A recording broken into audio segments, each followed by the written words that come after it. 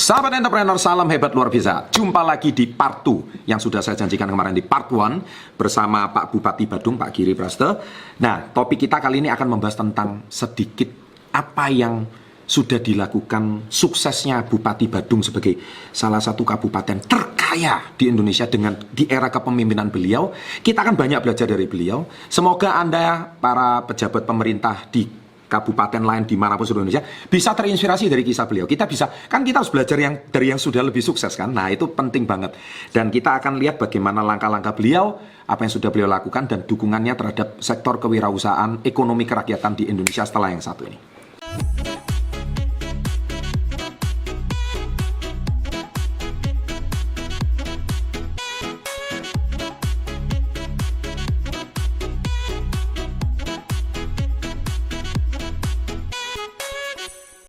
Baik Pak, wah kita lanjutkan di part 2 obrolan seru kita tentang sakit jiwa yang tadi itu Pak. Iya, Mas.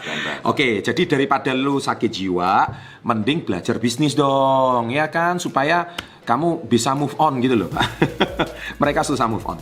Pak, kalau saya boleh ceritakan, kita lihat di media Kabupaten Badung ini kan termasuk salah satu, boleh dikatakan kabupaten yang tersukses lah di Indonesia. Banyak menjadi pemberitaan di mana-mana, bahkan bukan cuma kabupaten ini sukses tapi bisa membantu kabupaten yang tertinggal. Ini kan tantangannya nggak mudah ini Pak. Betul. Nah, boleh saya tahu Pak, apa sih rahasia sukses Bapak? Langkah-langkah apa yang sudah Bapak lakukan selama 3 tahun belakangan ini Pak? Proses Bapak menjabat ini. Jadi yang pertama, terima kasih Mas Chandra. Sama-sama. Yang harus kita lakukan jadi pemimpin itulah komitmen.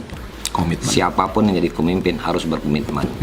Dalam urusan tatanan ini kita harus jujur, kita harus disiplin, dan kita harus kerja. Di dalam bekerja ini kita menggunakan bekerja dengan hati, bekerja dengan sepenuh hati, dan bekerja berhati-hati. Semua di sini pakai hati. Waduh, keren. Saya melaksanakan tugas sebagai Bupati Badung ini, kami mengedepankan program Trisaktinya Bung Karno. Seperti apa yang ada di meja saya ini, saya memang betul-betul pengagum dan saya merupakan sarinahnya Bung Karno. Wah, sang proklamator.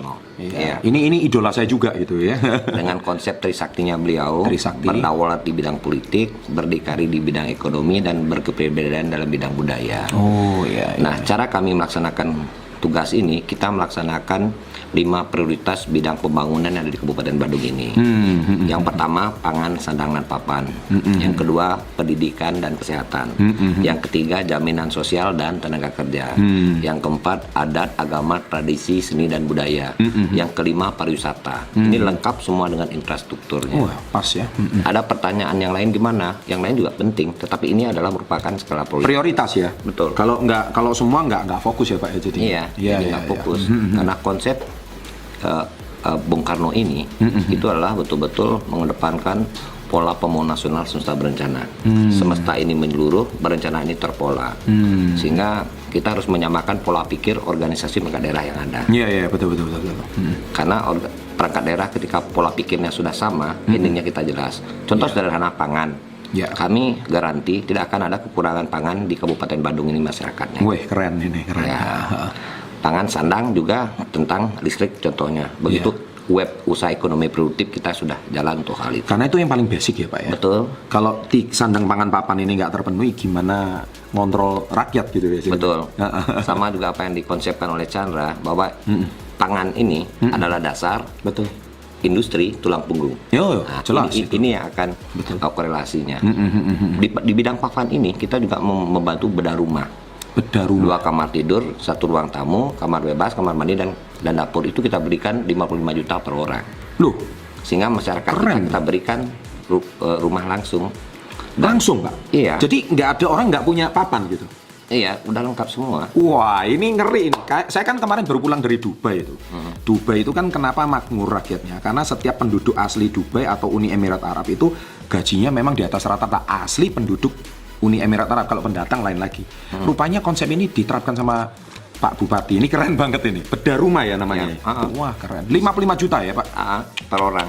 Wah. Dan ada juga rehab berat.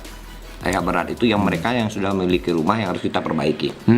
Itu kita berikan 30 juta. Dan ada juga rehab ringan, itu yang hanya kusen, hanya jendela dan lain sebagainya. Asal dia KTP Badung gitu Pak ya? Iya wajib, penduduk Badung. Penduduk Badung. Itu kita berikan 15 juta. Wah, Jadi pangan, cadangan papan kita sudah clear. Yang kedua masalah pendidikan. Pendidikan ini ada pepatah mengatakan orang hebat hanya mampu menghasilkan beberapa karya bermutu. Tetapi kalau guru yang bermutu akan menghasilkan ribuan orang-orang hebat. Wah, ini cocok ini sama channel Success Before 30, ini keren banget ini. Wah, ini sejalan ini. Waduh. Sehingga kami untuk pendidikan ini, kita anak-anak SD kita berikan laptop. SD kelas 5, kelas 6, SMP kelas 1, kelas 2 dan kelas 3 kita berikan laptop. Bahkan SD kelas 1 semua. Seru ini ceritanya. Ya, karena kita akan masuk kepada tatanan IT. Dan betul-betul gratis. Bahkan gratis, kami, Pak, ya? Kami juga memberikan beasiswa sampai luar negeri. Setelah dia tamat di luar negeri, balik kembali ke Bandung ini, dia akan kita ajak bersama-sama membangun Bandung melalui SDM, sumber daya manusia. Keren. Nah, sehingga sektor pendidikan kita sudah clear dan tidak ada pungutan Rp1.000 pun, gratis total. Wah, keren. Sehingga tidak ada lagi orang tua yang minta uang SPP sama anaknya. Sampai segitunya ya Pak ya? Iya. Wah, yang selanjutnya kesehatan. Kesehatan saya mau mengikuti program Bapak Presiden Republik Indonesia Pak Joko Widodo dengan JKN, Jaminan Kesehatan Nasional dengan kartu KIS. Kita backup sepenuhnya itu melalui BPJS Kapitasi. Maka alhamdulillah Astungkare kami di Kabupaten Bandung dari 34 provinsi dari 508 kabupaten kota se-Indonesia, kami Kabupaten Bandung mendapatkan peringkat nomor 1 UHC, Universal Health Coverage di Keren. Anda bisa lihat datanya ya. Jadi apa yang disampaikan itu benar semua. Betul. Dan betul-betul kami lakukan. Kelebihan kami adalah kami melakukan kerjasama juga dengan pihak swasta. Pihak swasta. Nah, sehingga ini kita tercover. Bahkan warga Bandung yang sakit menghabiskan dana 1 miliar, 5 miliar, sampai 50 miliar sampai 100 miliar pun kita tanggung. Sepenuhnya kita tanggung. Cuman gini, kita sering dengar ya, BPJS itu kan kayak nggak sempurna gitu ya. Lebih banyak diberitakan di media itu susah, ribet prosesnya. Itu kalau di Badung itu mengalami nggak hal-hal seperti ini? Jadi urusan nasional ini kan ke seluruh pelosok negeri ini. Betul. Inilah pentingnya kita jangan persoalkan itu. Kita harus backup pemerintah pusat. Maksud baik pemerintah pusat ini kita gipan juga dari kabupaten. Ya. Sehingga hal-hal yang tidak ditanggung oleh pusat ini kita yang berikan di kabupaten ini. Karena undang-undang mengatakan APBD dimanapun itu Undang-Undang 36 tahun 2009. APBD ini minimal 10% harus dialokasikan di sektor kesehatan. Kesehatan, ya. Kan begitu. Nah, pasti. Ini yang saya katakan adalah komitmen. Jangan kita berlindung bahwa APBD kecil enggak. Yang penting komitmen daripada. Soalnya masalah sakit ini kan sensitif ya Pak ya. Kadang-kadang dia ngumpulkan uang seumur hidup, tapi habis cuma gara-gara satu sakit. Apalagi kalau nggak ada insuran dan sebagainya. Betul. Ini kan bisa stres satu keluarga. Gitu. Ya. Bahkan kami di Badung, kalau melahirkan, kita menggunakan trikona lahir, hidup, dan mati. Kalau melahirkan, masyarakat Badung itu cukup bawa nama saja. Biaya puskesmas, rumah sakit itu ditanggung semua. Bahkan kita memiliki program Aku Sapa. Aku itu administrasi kependudukan, Sapa itu satu paket. Dia kita tanggung sepenuhnya, cukup bawa nama saja, dapat akte kelahiran dan kartu identitas anak. Ini dapat. Setelah lahir, hidup ditanggung sepenuhnya. Bahkan kami khusus di kelas 3. Kelas 3 itu adalah pelayanan itu adalah kelas 1 dan sarana prasarana juga kelas 1. Kita golongkan di kelas 3 itu kita berikan santunan penunggu pasien. Wah, keren. Santunan penunggu pasien kita berikan 200.000 per hari. Ibarat kata saya Giri Praste sakit. Ketika saya punya warung, opname di kelas 3, saya ditungguin oleh istri. Ketika saya ditungguin oleh istri, warung saya tutup. Siapa yang kasih makan anak? Iya, betul. Maka kami mengambil kebijakan, santunan penunggu pasien kita berikan per hari 200.000. Ini bisa menjadi contoh bagi kabupaten lain manapun seluruh Indonesia. Amin. Iya, ini sesuatu yang inspiratif menurut saya. Makanya saya mau ulas kisah ini karena ini turut memberikan semangat, bukan cuma entrepreneurship, tapi mindsetnya Pak Giri Praste ini harus ditiru. Karena ini saya tahu itu gampang diomong, tapi tidak mudah dilaksanakan. Betul. Nah, ini. Tapi pasti penuh perjuangan loh Pak ya. Siap. Ini yang namanya komitmen. Komitmen itu ya, dan itu tidak mudah loh. Apalagi Anda tonton semua nih di Sahabat SP30. Ini kata-kata yang harus dipegang teguh oleh setiap orang. Pak, ada lagi Pak yang sudah Bapak lakukan sama 3 tahun periode kepemimpinan Bapak ini. Setelah hidup itu mati, kita semua masyarakat akan mati. Betul. Kami berikan santunan kematian 10 juta per orang. Dan tidak mengenal agama ras, kita berikan semua penduduk. Bahkan dapat akte kematian dan perubahan KK. Wah, Nah ini keren, totalitas Trikona ini memang kita lakukan di Iya, iya. Kabupaten Badung ini. Keren. Nah, yang ketiga, jaminan sosial dan tenaga kerja. Kami pun juga memfasilitasi masyarakat Badung itu kerja di luar negeri. Dan setiap bulan kita melakukan telekonferensi. Setelah dia selesai kerja, Ya. 3 tahun, balik lagi ke Badung itu untuk menerapkan ilmu yang didapat di luar negeri ini. Luar Di biasa. luar sekolah. Bahkan kami memberikan jaminan di Kabupaten Badung. Ya. Itu adalah satu jaminan kesehatan sepenuhnya. Betul. Yang kedua jaminan hari tua. Yang ketiga kami berikan jaminan kecelakaan. Ya. Yang ketiga yang keempat adalah jaminan pensiun. Jadi lengkap totalitas. Nah, Jadi dari lahir sampai mati komplit ya. ya, khusus masyarakat Badung yang umurnya 72 tahun ke atas kita berikan gaji. Nah, Wah, ini aneh nih. Ini saya baru kali ini dengar. Ini saya cuma taunya kalau di negara maju, Pak. Misalkan kayak di Amerika gitu ya. Betul. Itu kan artinya manula nggak usah pusing lah kan mereka udah pensiunan nih. Biasanya kan ditanggung oleh negara. Artinya disantuni sama negara. Ya, kalau di Badung itu wah, ini keren ini. 72 tahun nih, Pak ya. iya, karena kita melihat bonus demografi. Bonus demografi. Kita akan mengurangi bonus demografi, artinya apa? Usia yang tidak produktif SMA ke bawah. Iya. 65 tahun ke atas. Sehingga ketika kami memberikan gaji kepada masyarakat 72 tahun ke atas, itu mereka sudah senang sekali. Oh, pasti. Dan alhamdulillah ke depan ini kita akan tarik sampai ke umur 60. Dan khusus masyarakat kami yang sekarang, yang sakit permanen umur 60 ke atas, kita berikan gaji juga sama. Tapi ngomong-ngomong soal usia 60 ini, Pak. Apa maaf loh ya, Pak. Ini kan dibuka bukan di channel saya. 60 itu kadang ada orang tuh masih sehat, Pak. Masih produktif. Jadi begini, yang 60 tahun ke atas yang sakit permanen. Oh, sakit. Yang sakit permanen kita, Nah, ini keren. kita tanggung, kita Iya. berikan gaji. Soalnya kan Per bulan. kalau ditanggung pemerintah kan jadi malas kerja itu, Pak. Padahal dia masih punya kemampuan Masih itu. produktif ya. Masih produktif Makanya ya. ini kita khususkan yang 60 tahun ke atas itu adalah warga masyarakat yang sakit permanen. Sakit permanen, Nah, setuju. yang Pak. 72 tahun ke atas kita berikan gaji. Oh, itu wajar, Pak. Karena udah memang usia 70 tahun. Luar biasa. Nah, ini Pak, ini pertanyaan saya jadi semangat ini, Pak, bertanya terus ini kalau Bapak seperti ini saya jadi terinspirasi ini ya. Nah, yang kedua ini, Pak, kan channel kita ini kan membahas soal kewirausahaan, Pak. Ya. Membangkitkan kewirausahaan dan sesuai dengan visi daripada founding father kita, Pak Sang Proklamator tentang ekonomi kerakyatan. Pak, Bapak itu sudah mendukung apa, Pak, di langkah yang sudah Bapak lakukan sama 3 tahun ini untuk mendukung ekonomi kerakyatan, khususnya pendidikan tentang kepada masyarakat UMKM terhadap entrepreneurship di Kabupaten Badung gitu. Nah, saya berawal daripada konsep Bung Karno, itu adalah pangan itu adalah dasar, Ya. tulang punggung itu adalah industri. Tulang Jadi punggung begini, industri. kita melihat dari kalangan petani dulu, Betul. kita bela beli, wujudkan petani bangga jadi petani. Betul. Sehingga dari hulu, tengah, dan hilir, hulunya kita bendungan kita buatkan, saluran irigasi kita menggunakan precast, jut juga kita bantu jalan usaha tani termasuk jaringan irigasi. Betul. Dan kita juga subsidi dan kita juga berikan pembibitan gratis. Ya. Bahkan ke depan ini petani yang ada di Kabupaten Badung itu sudah memiliki aplikasi. Oh. Karena kami akan memutus rantai tengkulak. Ya. Tidak ada lagi spekulan. Oh. Itu kita lakukan. Oke. Nah, kait dengan usaha ekonomi produktif, ini betul-betul harus kita gerakkan. Dan jujur, kami sudah melihat tanda-tanda bahwa teknologi dengan zaman global yang sekarang ini, Oh, pasti.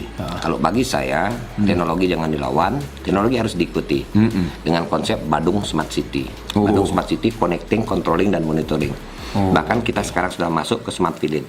Semua desa itu sudah menggunakan aplikasi. Semua Yang ada desa di menggunakan Kabupaten aplikasi. Badung. Nah, kaitannya dengan entrepreneurship ini, Ya. kita akan menggerakkan yang pertama garda terbang kaum milenial. Kaum milenial, ini.